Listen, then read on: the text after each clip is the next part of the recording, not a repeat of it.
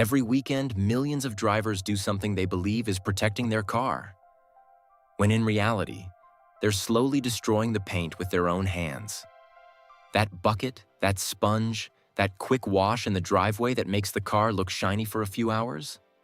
It may be creating microscopic scratches, thinning the clear coat, and silently cutting years off the life of your finish. And the worst part is, most people don't realize the damage until the sunlight hits just right. And suddenly that well-maintained car looks dull, hazy, and covered in spiderweb scratches. If you wash your own car, there's a very good chance you've been making the same expensive mistake for years. The promise of this exploration is simple. By the time we are done, you will never look at a sponge or a bucket the same way again. We are going to dismantle the myths of the driveway wash and look at the engineering reality of modern automotive paint. You will learn why your clean car might actually be covered in microscopic wounds, why the most common tools sold in auto parts stores are effectively sandpaper, and how you can achieve a professional-level safe result without needing a van full of expensive detailing equipment. This isn't just about making your car look pretty for the weekend. This is about preserving the structural integrity of your clear coat and protecting the second-largest investment most Americans ever make. If you want your truck, your SUV, or your sedan to look as good in 10 years as it does today, you have to understand exactly how you've been destroying it. To understand why your washing habits are so destructive, we first have to understand what we are actually working on.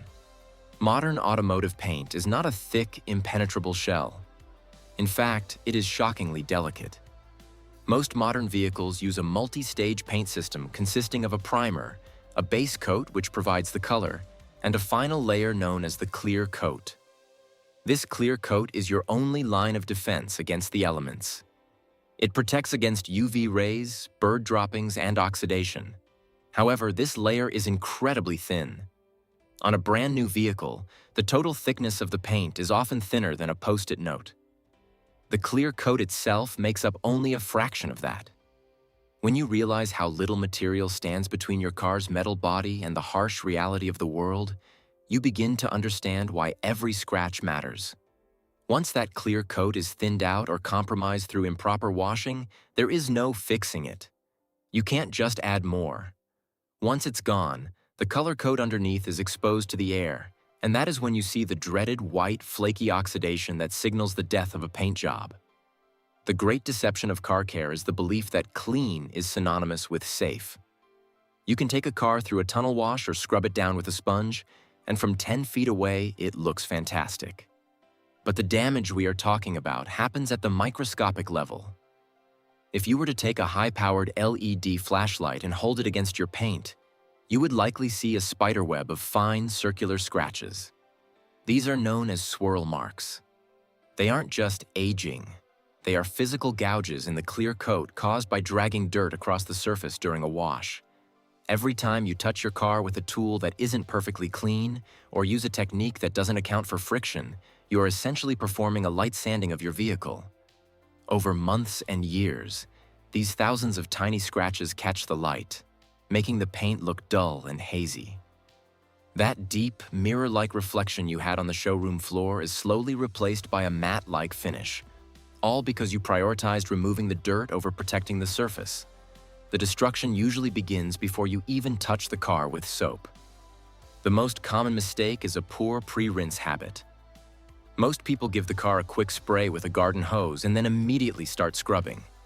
This is a disaster.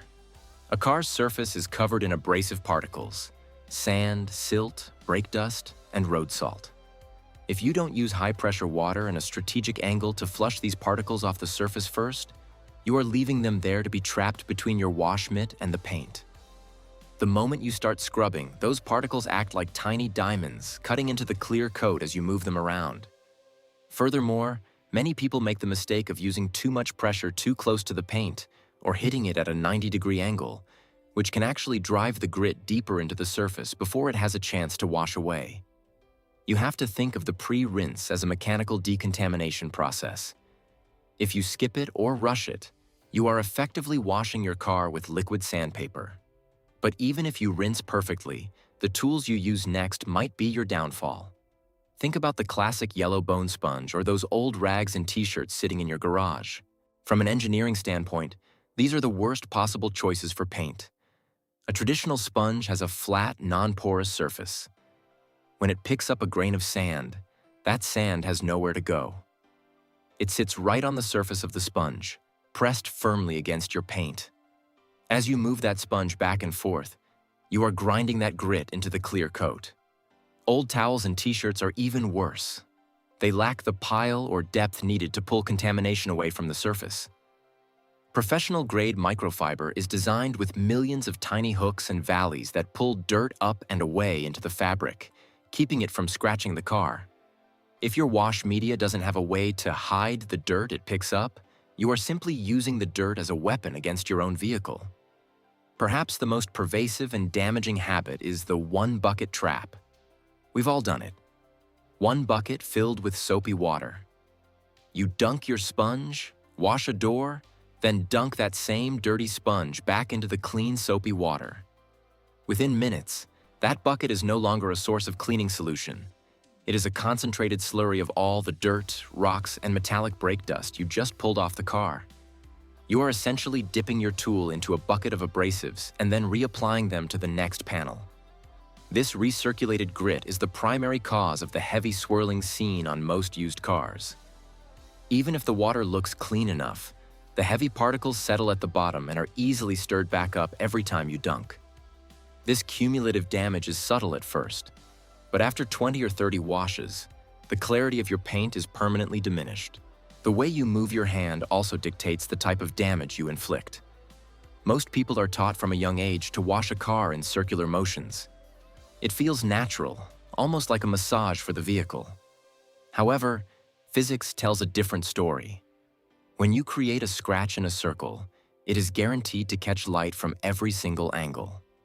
This is why swirl marks are so visible in the sun. No matter where the sun is positioned, a circular scratch will reflect it back to your eye. If you switch to straight line motions, washing the hood from front to back and the doors from top to bottom, any minor scratches you might accidentally create are much harder for the human eye to track. They don't catch the light in that uniform spiderweb fashion. By simply changing the geometry of your arm movement, you can significantly reduce the perceived wear and tear on your finish. Then there is the issue of timing and environment. There is a reason professional detailers hide in the shade. Washing your car in direct sunlight is one of the fastest ways to ruin a finish. Modern car paint can reach temperatures of over 150 degrees Fahrenheit when sitting in the sun. When you spray cool water and soap onto a hot panel, the water evaporates almost instantly, leaving behind concentrated mineral deposits and soap scum. These are known as water spots, but that name is too gentle. These are often type 2 water spots, where the minerals have actually chemically etched into the clear coat. They cannot be washed off. They have to be polished out, which means removing more of your precious clear coat. If you've ever noticed white rings on your hood that won't go away, you are looking at the permanent scars of a sunny day wash. We also have to talk about the chemicals. The dish soap myth is one of the hardest dying legends in the automotive world. Yes, dish soap is great at cutting grease, but that is exactly why it should never touch your car. It is designed to strip everything off a surface. It will strip away the wax, the sealants, and the essential oils in your plastic trim and rubber seals. Over time, using harsh, high pH detergents like dish soap will cause your trim to turn gray and brittle and leave your paint completely unprotected from the sun. A proper car shampoo is pH balanced and, more importantly, high in lubrication. The goal of car soap isn't just to clean. It's to provide a slippery barrier so that any remaining dirt can glide off the surface without catching. If your soap doesn't feel slick between your fingers, it isn't doing its job. But the most dangerous part of the entire process, the moment where more damage is done than at any other stage, is the drying process. Many people finish their wash and then grab a bunch of old bath towels or, worse, a leather chamois. Think about the physics here. Your car is now clean, but there is always a microscopic layer of film or a few stray particles left behind. When you take a dry towel and drag it across the paint to soak up water, you are creating massive amounts of friction. Without the lubrication of the wash water and soap, any tiny bit of dirt is now being pressed firmly into the paint and dragged for 2 or 3 feet. This is where those deep, nasty scratches come from. The chamois is particularly guilty of this. It creates a suction effect that traps dirt against the paint and offers zero pile to protect the surface. If you are drying your car with anything other than a dedicated high-absorbency microfiber drying towel or filtered air, you are likely undoing all the careful work you did during the wash. The order of operations matters just as much as the tools. Most people start with the roof and work their way down, which is generally correct, but they forget the filthiest part of the car: the wheels and the lower rocker panels. Your wheels are covered in brake dust, which is essentially a cloud of hot, jagged metallic shards.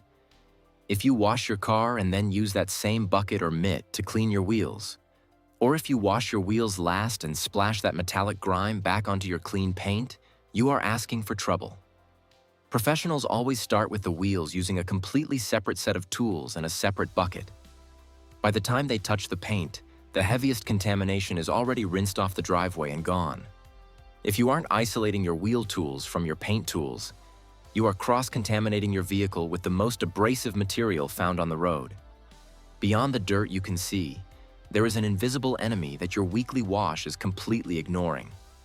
If you run your hand across your clean paint and it feels like fine sandpaper, you are feeling industrial fallout, rail dust, and embedded metallic particles.